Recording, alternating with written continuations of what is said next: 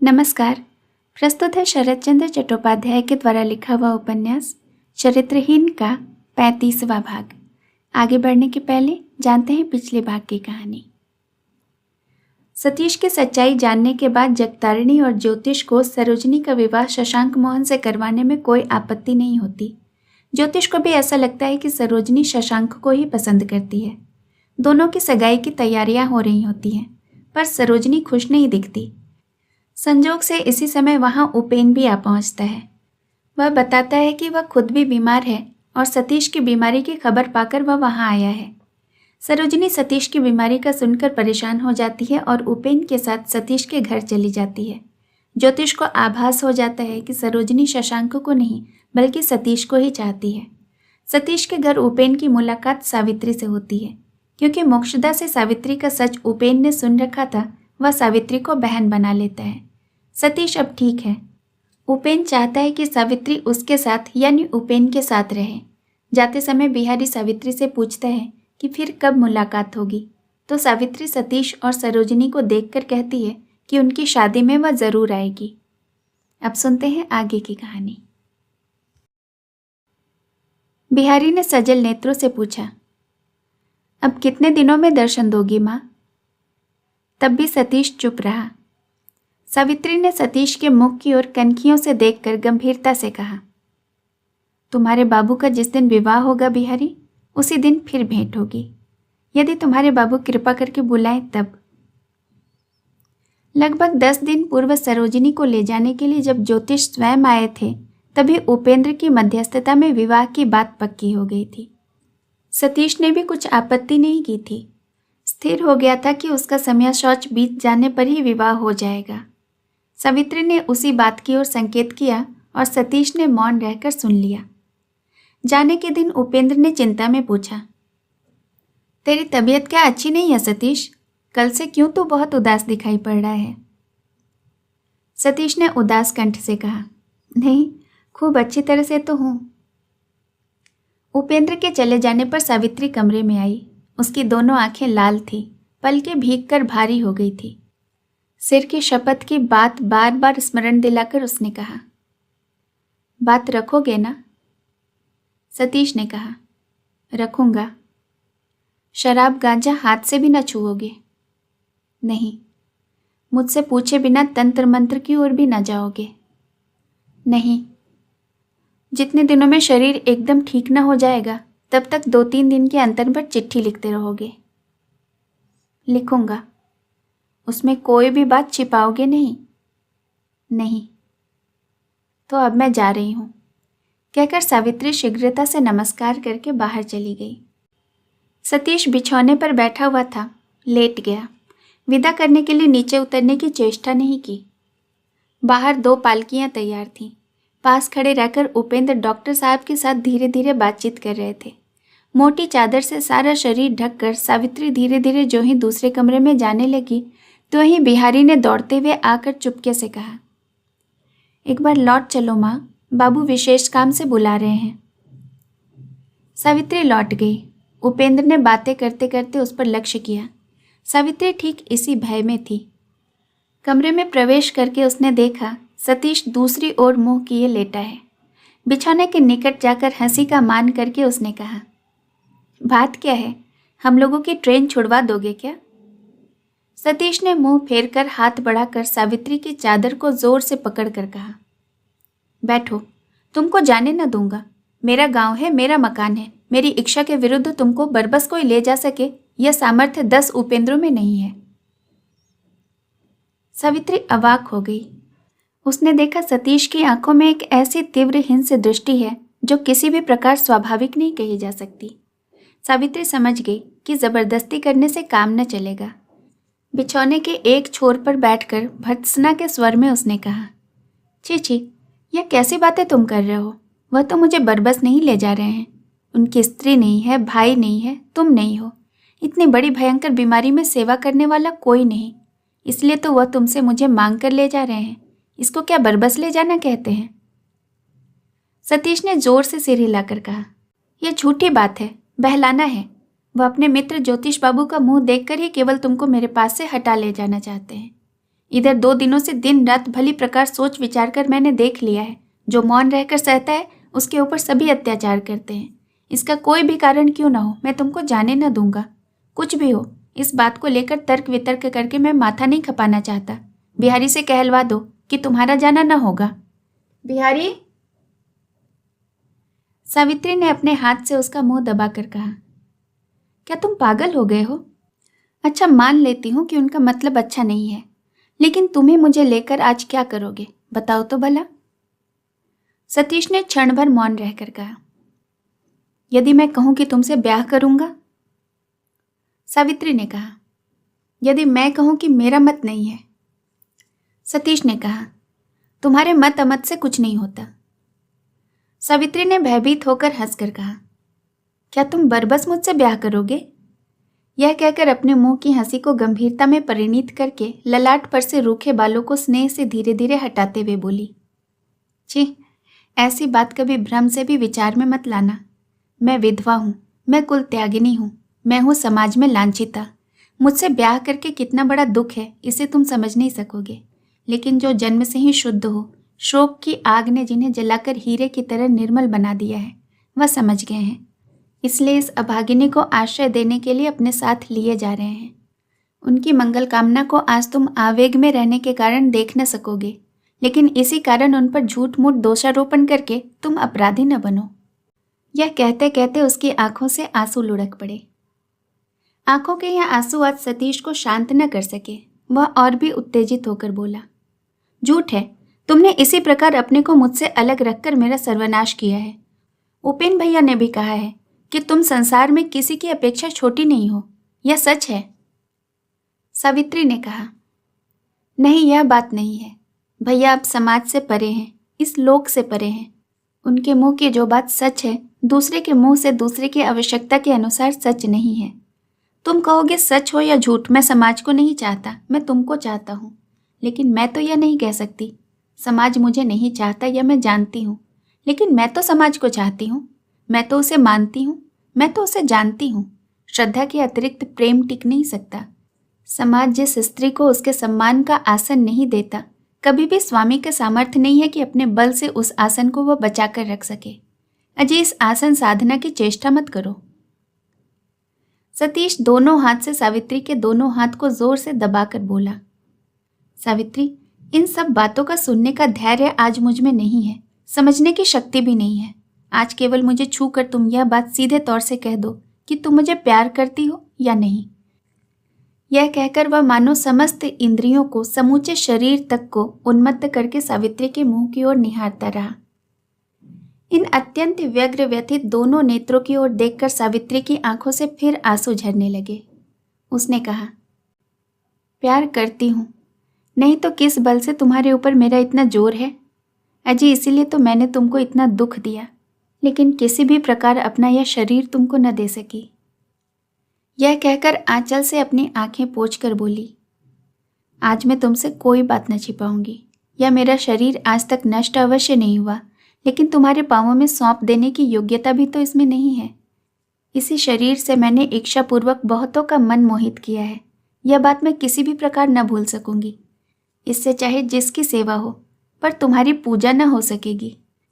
आज किस प्रकार तुमको मैं वह बात समझाऊं। इतना प्यार यदि तुम्हें न करती तो इस प्रकार तुमको छोड़कर आज मुझे जाना न पड़ता। यह कहकर सावित्री ने बार बार आंखें पोंछी। सतीश स्तब्ध भाव से कुछ क्षण पड़ा रहा, फिर एकाएक बोल उठा। तो मैं और कुछ नहीं जानता, लेकिन तुम्हारा मन, इससे तो तुमने कभी किसी को मोहित नहीं किया। यह तो मेरा है। नहीं, इससे किसी भी दिन किसी को मैंने मोहित नहीं करना चाहा। यह तुम्हारा ही है। यहाँ तुम चिरकाल से प्रभु हो। यह कहकर उसने अपने छाती पर हाथ रखकर कहा, अंतर्यामी जानते हैं जितने दिन मैं जीवित रहूंगी, जहाँ जिस दशा में रहूंगी, चिर दिन से तुम्हारी ही दासी बनी रहूंगी। सतीश ने तुरंत उसका हाथ अपने दाएं हाथ में लेकर कहा, भगवान का नाम लेकर तुमने जो यह स्वीकृति दी है, यही मेरे लिए यथेष्ट है। इससे अधिक मैं कुछ और नहीं चाहता। उसकी बातों के ढंग से सावित्री मन ही मन फिर शंकित हो उठी। ऐसे ही समय में बिहारी ने दरवाजे के बाहर से पुकार कर कहा, माँ जी, बाबूजी ने कहा है अब तो देर हो रही है। चलो आ रही हूं, कहकर सावित्री उठ रही थी कि सतीश ने उसे जोर से पकड़कर कहा, कभी मैंने तुमसे कुछ नहीं मांगा, आज जाते समय मुझे एक भिक्षा ही देती जाओ। मेरे पास क्या है जो मैं तुम्हें दूंगी, लेकिन क्या चाहिए बताओ, सतीश ने कहा। मैं यह भिक्षा चाहता हूं कि यदि कोई भी कभी हम दोनों के संबंध में बातें पूछे तो मेरा स्वामित्व स्वीकार करोगी, बताओगी। सावित्री इस अद्भुत अनुरोध से हंस पड़ी, बोली, क्यों, बताओ तो गवाहों के बल से अंत में मुझे इस घर में डाल तो नहीं दोगे। सतीश ने कहा, तुम्हारे हृदय में रहने वाले अंतर्यामी ही मेरे साक्षी हैं, दूसरे साक्षी की मुझे आवश्यकता नहीं है, और बाहर के बल से अंत में तुमको घर में डालूंगा यही तुमको डर है, लेकिन अपने जोर से आज ही यदि मैं तुमको इस घर में डाल दूं तो कौन मुझे रोकने वाला है, बताओ। सावित्री ने फिर कुछ नहीं कहा। सतीश ने कहा, तुम्हारा जहां तहां अपने इच्छा के अनुसार रहना मुझे बिल्कुल पसंद नहीं है। सावित्री का मुख उत्तरोत्तर पीला पड़ता जा रहा था, लेकिन इस अवस्था में सतीश को उत्तेजित करने के भय से वह मौन ही रही। सतीश बोला, उपेन भैया हैं, पत्थर के देवता, नहीं तो रक्त मांस के देवता होते तो मैं साथ न भेजता। अच्छा आज जा रही हो तो जाओ, लेकिन जान पड़ता है कि वहां अधिक दिनों तक तुम्हारे रहने से मुझे सुविधा न होगी। तुम्हारी जैसी इच्छा, कहकर सावित्री नमस्कार करके चली गई। संध्या को 5:30 बजे लकड़ी के कारखाने से छूटने पर दिवाकर अराकान की एक सड़क पर जा रहा है। धुएं से, धूल से, लकड़ी के बुरादे से उसका संपूर्ण शरीर भर उठा है। गले पर चादर नहीं है, कुर्ता फटा और मैला है, धोती की भी वही दशा है। दाएं पांव के जूते की एड़ी घिस जाने से मिट्टी की सी बन गई है। बाएं पांव का अंगूठा जूते के बाहर दिखाई पड़ रहा है। सारा दिन पेट में अन्न नहीं गया। इसी दशा में हांफते हांफते वह मकान वाली के मकान में आ पहुंचा। 4 रुपये मासिक किराए पर वह निचले तल्ले की एक कोठरी में रहता है। पतले बरामदे के एक कोने में रसोई बनती है। एक और लकड़ी, उपलों और पानी की बाल्टी आदि आसपास रखी हुई है। दिवाकर के पांवों की आहट पाकर पास की कोठरी से मकान वाली ने निकलकर कड़े स्वर में कहा, आ गए, अच्छा हुआ। यह सब तुम लोग क्या कर रहे हो बाबू? रसोई पानी नहीं, नहाना खाना नहीं, रात दिन केवल झगड़ा लड़ाई दांत पीसना, या तो हमारे घर की लक्ष्मी को हटाने का उपाय कर रहे हो तुम लोग। दिवाकर उदास मुख से सिर झुकाए रहा। वह दोपहर को खाना खाने आया था, पर किरणमयी के साथ झगड़ा करके बिना नहाए खाए अपने काम पर चला गया था। लेकिन उसकी अवस्था देखकर मकान वाली का क्रोध ठंडा नहीं हुआ। उसने फिर से कहा, यह तो तुम्हारी ब्याही हुई स्त्री भी नहीं है बाबू कि इस पर इतना जोर जुलूम चलाते हो। जैसे निकाल कर लाए थे वैसे ही उसने भी अपना धर्म रखा है। अब तो तुम्हारी भी नौकरी लग गई है, अब तो तुम अलग हो जाओ। अब इसको दुख क्यों देते हो? ऐसे जवान औरत खाए पिए बिना सूख कर कांटा बन गई है। थोड़ी देर तक मौन रहकर वह फिर बोली, नहीं तो इसकी भी क्या चिंता है? वही मोड़ पर जो मारवाड़ी बाबू है वह रोज ही मेरे पास आदमी भेजता है, कहता है सोने से सारा शरीर मढ़वा दूंगा। तुमको भी औरत के लिए क्या चिंता है बाबू? भात बिखेर देने से क्या कौवे का अभाव रहता है? जाओ हट जाओ, मेरी बात मानो। कई दिनों से कह रही हूं कि तुम लोगों में मेल जोल अब ना हो सकेगा। दिवाकर ने बीच में ही रोक कर कहा, रहने दो रहने दो, मेरी बात उठाने की आवश्यकता नहीं है। लेकिन उनका भी क्या यही मत है? तुम ही उनकी मंत्राणी हो क्या? ठीक उसी समय किरणमयी अपनी कोठरी के बाहर निकल आई। अवस्था के परिवर्तन से मनुष्य का शारीरिक मानसिक सब प्रकार का परिवर्तन कितना शीघ्र हो जाता है, यह देखने से अवाक रह जाना पड़ता है। आज उसकी ओर देखकर कौन कहेगा कि यह वही सौंदर्य की प्रतिमा किरणमयी है? 6 मास पूर्व वही तो एक दिन समाज के धर्म को व्यंग करके, मनुष्यत्व को पददलित करके, एक नासमझ युवक को सौंदर्य और प्रेम के मोह में फंसाकर उसे सब प्रकार की सार्थकताओं से दूर करके ले आई थी। वही धोखाधड़ी की रस्सी स्वयं किरणमयी के ही गले में आ लग गई है। पाप के साथ अकारण क्रीड़ा करते रहने के कारण दिवाकर के हृदय में जो वासना का राक्षस निकल पड़ा है, उससे आत्मरक्षा करने के लिए दिन रात लड़ती हुई किरणमयी आज घायल हो चुकी है। उसके सिर के बाल सूखे इधर उधर बिखरे हुए हैं, वस्त्र मैला है और फटा पुराना है। मुंह पर एक प्रकार की सूखी हुई क्षुधा मानो निराशा की चरम सीमा को पहुंच गई है। संपूर्ण शरीर की श्रीहीनता देखने से दुख होता है। मूर्तिमती अलक्ष्मी की भांति वह धीरे धीरे आकर बरामदे के एक खंभे पर टिक कर दोनों की ओर देखती हुई चुपचाप खड़ी हो गई। उसे देखते ही भूख से व्याकुल दिवाकर गरज उठा। निर्लज्जता की सीमा नहीं रही।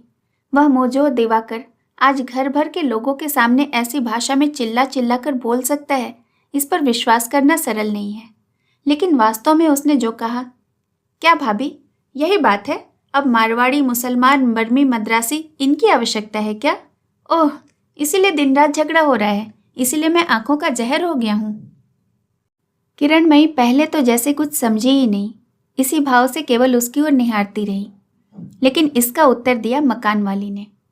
वह थोड़ा सा और आगे बढ़कर हाथ हिलाकर आंख मुंह मटका कर बोली, वह क्या न चाहेगी बताओ तो?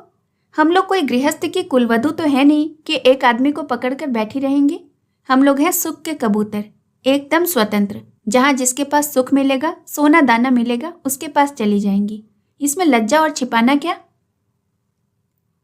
दिवाकर ने क्रोध से जलकर उसको धमका कर कहा, तो चुप रह बेवकूफ कहीं की, जिससे पूछ रहा हूं वही बोले। इस बार मकान वाली बारूद की तरह भभक उठी, मारने को तैयार सी होकर बोली, मेरे ही मकान में रहकर मुझसे ही बेवकूफ़ी कर रहा है, निकल जा मेरे मकान से। दिवाकर भी क्रुद्ध हो उठा। 6 महीने पूर्व अपने बहुत बड़े दुस्वप्न में भी संभवतः यह कल्पना करना संभव न होता कि वह एक अछूत गणिका द्वारा इतना अपमानित होने के बाद भी कमर कस कर तू मैं कर झगड़ा कर सकता है। लेकिन वह तो अब उपेंद्र सुरबाला के स्नेहपूर्ण आदर प्यार से पोषित होने वाला दिवाकर रह नहीं गया है। इसलिए वह भी नेत्र लाल करके गरज उठा, क्या मुझे निकल जाने को कहती है? क्या तू किराया नहीं लेती? मकान वाली ने भी वैसे गरज कर कहा, वाह, बड़ा आया किराया देने वाला। तुझे धिक्कार है, तुझे तो गले में डालने को रस्सी भी नहीं जुटती रे।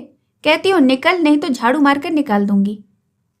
अच्छा, निकलवा रहा हूं, कहकर दिवाकर ने दांत पीसकर पागल की भांति दौड़कर किरणमयी को धक्का लगा दिया। सारा दिन भूख प्यास से थकी किरणमयी उस धक्के को संभाल न सकी।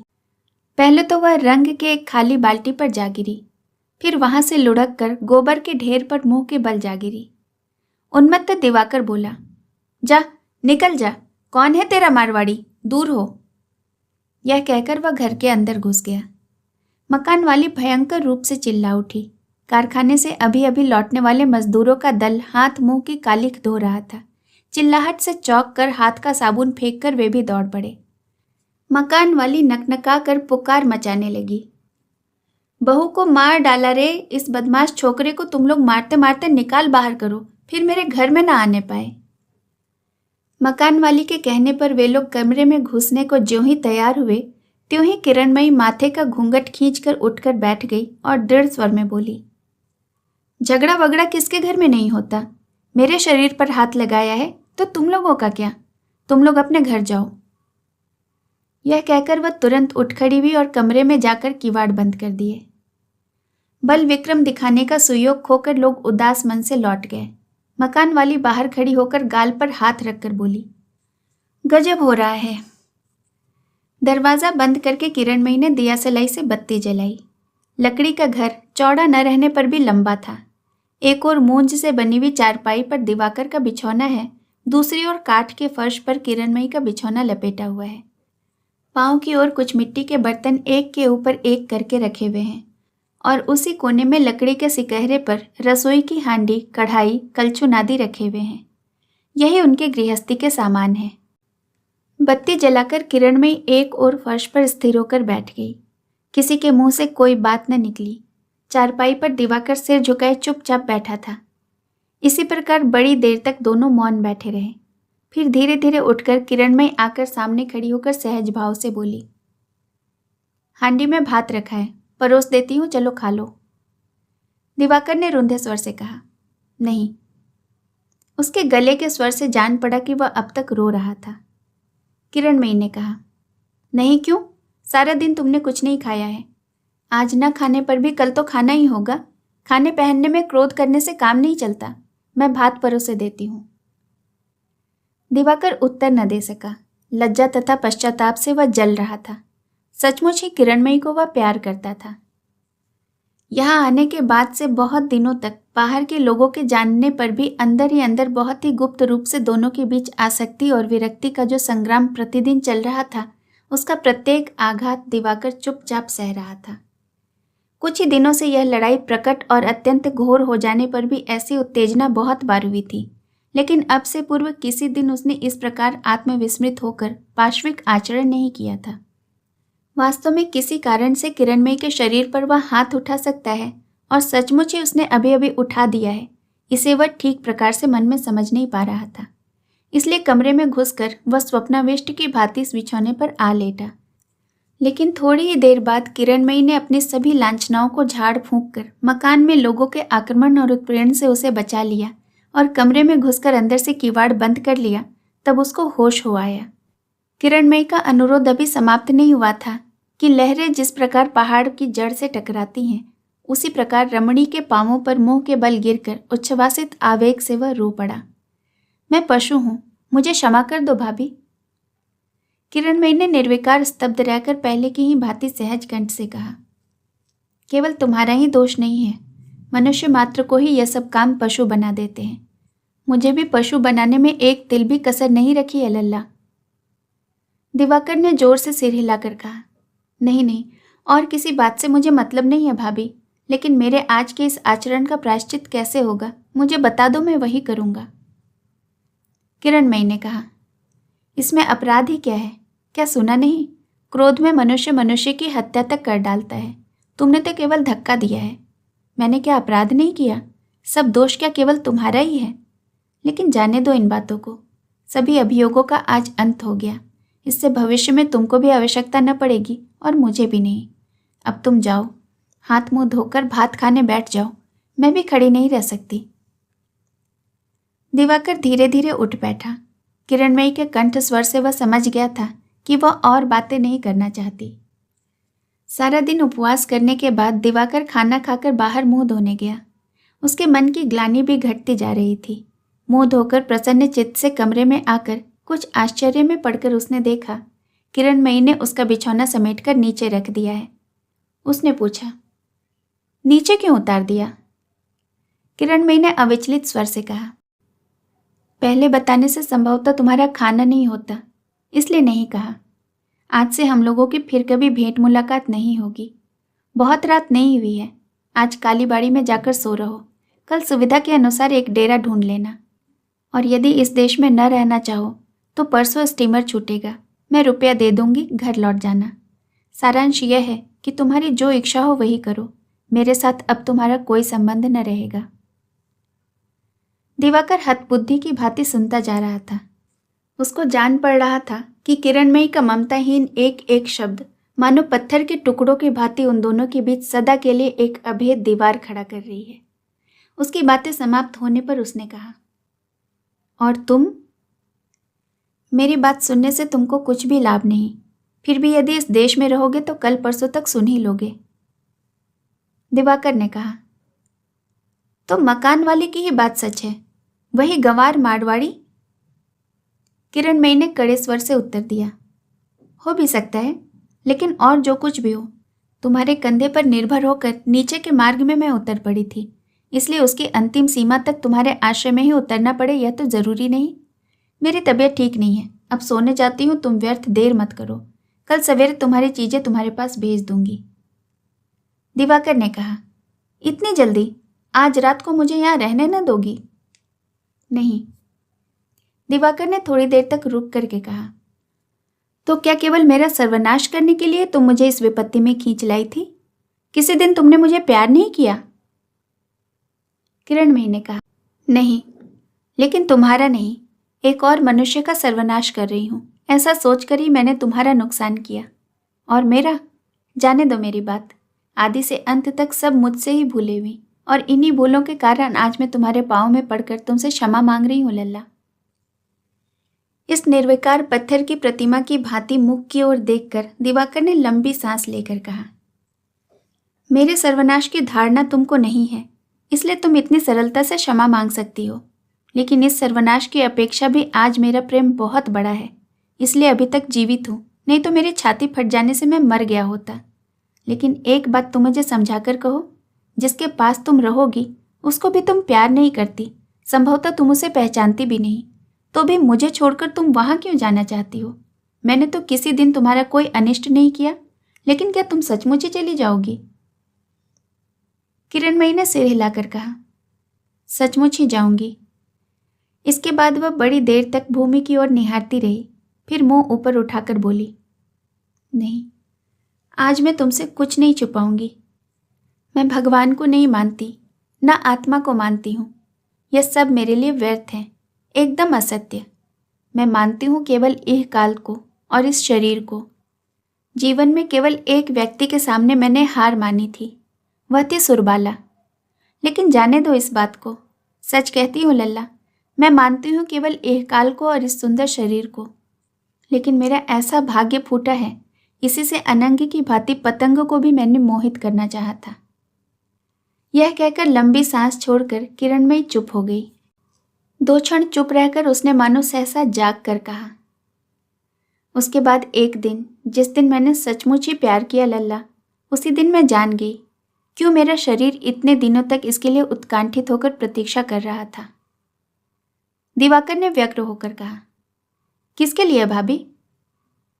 किरणमयी हंसकर मानो अपने मन में ही कहने लगी, मैंने सोचा था मेरे इस प्रेम की तुलना संभवतः तुम्हारे स्वर्ग में भी नहीं है, लेकिन वह स्वर्ग टिक न सका।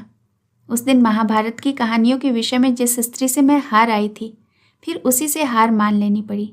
प्रेम के द्वंद्व में भी सिर झुकाकर मैं चली आई। मोह का नशा हट गया। मैंने स्पष्ट देख लिया कि उसको सौंदर्य के भुलावे में टालने का सामर्थ्य मुझ में नहीं है। दिवाकर को एक बार ऐसा जान पड़ा कि उसका निविड़ अंधकार मानो स्वच्छ होता चला जा रहा है। किरणमयी कहने लगी, उस स्त्री से एक विषय सीखने का मुझे लोभ हुआ था। वह था अपने पति को प्यार करना। संभवतः मैं सीख भी सकती थी, लेकिन ऐसा फूटा भाग्य है कि वह मार्ग भी 2 दिनों में बंद हो गया। अच्छी बात है, तुमने पूछा था ना लल्ला, तुमको मैं प्यार क्यों करती हूँ? प्यार तो किया था अवश्य, लेकिन मैं उम्र में बड़ी हूँ, इसलिए जिस दिन तुम्हारे उपेन भैया तुम्हें मेरे हाथों में सौंप गए थे, उसी दिन से मैंने तुमको छोटे भाई की तरह प्यार किया था। इसीलिए तो 6 महीने से अपनी ही छलना से मैं छत विक्षिप्त हो रही हूँ। तुम्हारे आंखों की भूख से, तुम्हारे मुंह की प्रार्थना से मेरा सारा शरीर घृणा से, लज्जा से कांप उठता है। इसे क्या तुम किसी दिन न समझ सके लल्ला? जाओ, अब तुम हट जाओ। मुझे पाप पुण्य स्वर्ग नर्क कुछ भी रहे, लेकिन इस शरीर पर तुम्हारी लोलुप दृष्टि अब मैं नहीं सह सकती। यह कहकर उसने बिछौना उठाकर दिवाकर के सामने फेंक दिया और बोली, अब तुम पर मेरा विश्वास नहीं रहा। मेरे एक और छोटा भाई आज भी जीवित है। उसी सतीश का मुंह देखकर मुझे तुमसे आत्मरक्षा करनी पड़ेगी। तुम जाओ। दिवाकर फिर दोबारा कुछ न कहकर बिछौना उठाकर बाहर के अंधकार में विलीन हो गया। सवेरे किरणमयी थके अलसाए शरीर से काम कर रही थी। कामिनी मकान वाली आकर दरवाजे के सामने खड़ी हो गई और खूब हंसकर बोली, चला गया छोकरा, आफत दूर हुई। कल तो मुझे मारने को ही तैयार होकर आया था। अरे तेरा काम है औरत रखना। बकरों से यदि जौ पर दमवरी चलती तो लोग बैल क्यों पालते? किरणमयी ने पूछा, किसने कहा कि वह चला गया? शेष कहानी अगले भाग में। कहानी सुनने के लिए बहुत बहुत धन्यवाद।